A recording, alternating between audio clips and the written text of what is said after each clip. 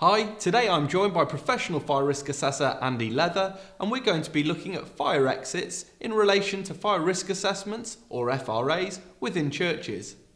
So Andy, in a church, what are the main challenges with regards to fire exits? Churches are historic buildings. Therefore, there will always be uneven floors, high thresholds, steps at most exits and entrance points.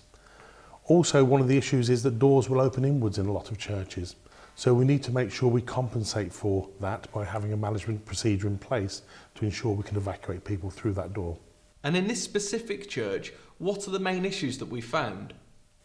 Well, a lot of the doors actually open inwards, which can be a problem.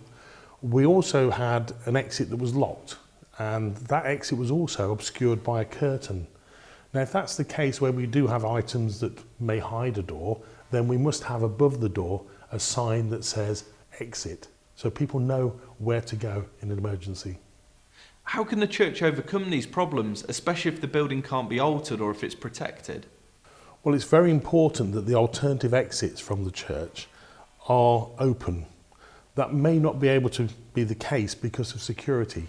If they need to be locked, they must be held on a device that allows them to be opened without a key.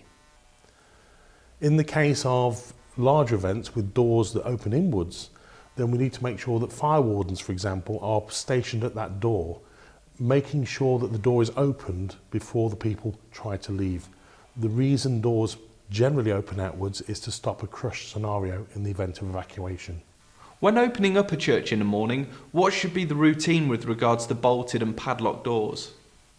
Well, it's very important there's a system or a procedure to follow. So the person who opens the building may be the fire warden, for example. They will ensure that any relevant doors are unlocked to make sure they're available for escape, that escape routes are kept nice and clear so there's no obstacles in the way. Fire equipment is still in the right place, nobody's moved it or changed it. And also a little bit of a document that's a procedure will help people. Simple tick list is really effective in making sure that people remember to do those things. That's excellent, Andy. Thank you.